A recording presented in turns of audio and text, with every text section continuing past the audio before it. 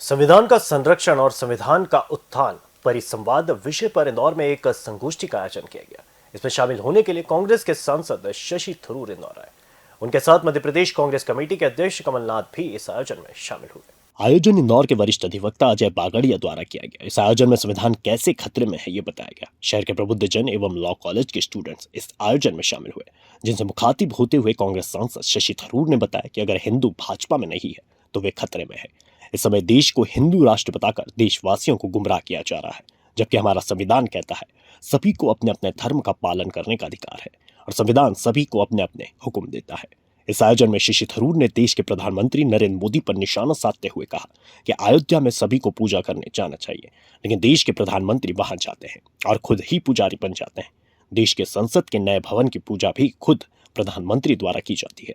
उन्होंने कहा कि देश के प्रधानमंत्री का पद संवैधानिक है, जिस पर किसी भी धर्म का व्यक्ति बैठ सकता है।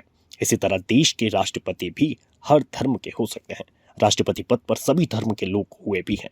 उन्होंने कहा कि संविधान में परिवर्तन कर या सरकार देश की विविधता अनेकता में एकता को समाप्त करना चाहती है। वहीं शशि थरूर ने कहा कि सुन रहे हैं रोज एक एक भाषण में वह देश चलाने का तरीका बदलना चाहता है।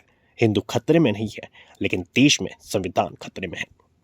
सुन रहे हैं एक एक भाषण में एक एक काम में कि इस देश के चलाने की तरीका वो लोग बदलना चाहते हैं।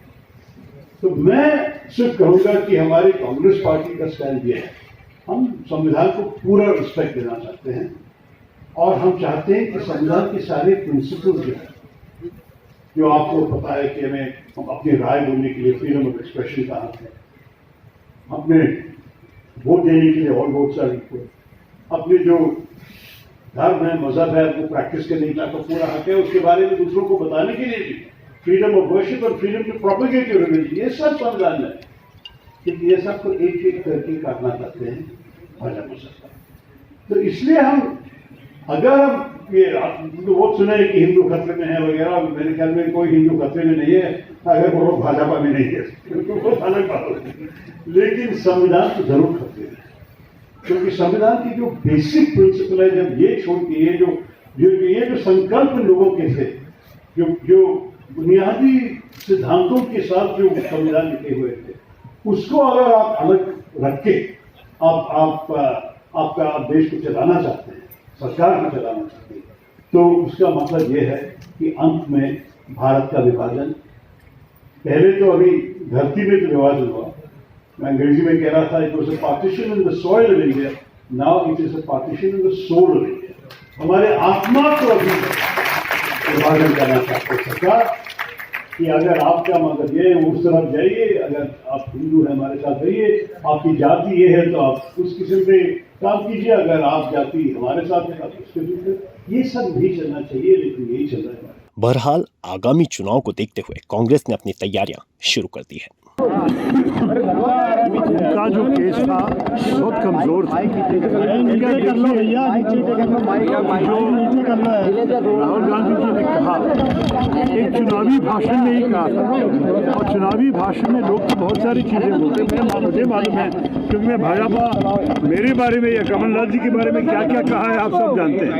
तो ऐसे एक भाषण में जब एक लाइन, और वैसे भी आप देख लीजिए उसे 3-4 नाम लेके उसने कहा कि इन सब के नाम पे ये क्यों, कभी नहीं कहा कि सारे मोदी चुप रहे, कहा कि ये इन सारे के नाम पे ये मोदी चुप।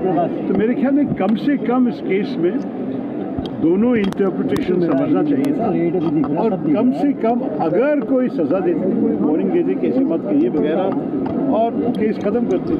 लेकिन 2 साल का सजा जो मैक्सिमम सजा है, और इस सजा के कारण ही उनकी संसद क्षेत्र से डिस्क्वालिफिकेशन हुई है, ये सब मेरे ख्याल में बहुत बुरी बात है। मैं जोड़ दूं इसमें, घटना हुई कर्नाटक में 4 साल पहले, सही बात है। जी जी जी। केस चलाया सूरत में, गुजरात में, क्यों? ये बोनाफाइड है, मेलाफाइड है।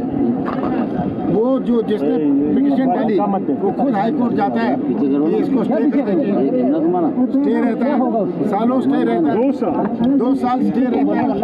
उसके बाद जब से संसद चला वो जाता है कि अब मेरे सुनवाई हो।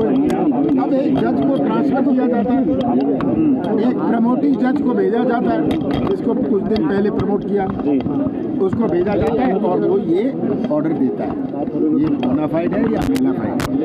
सीधा प्रश्न है, वकीलों का है। वकील ज़्यादा उनसे मैं सीखा हूँ ये बोनाफाइड और मेलाफाइड, तो मैं उनसे प्रश्न पूछ रहा हूँ कि ये बोनाफाइड है या मेलाफाइड? सर लेकिन एक माफी अगर माफी मांगी जा सकती है तो मामला खत्म हो जाता, क्या लगता है?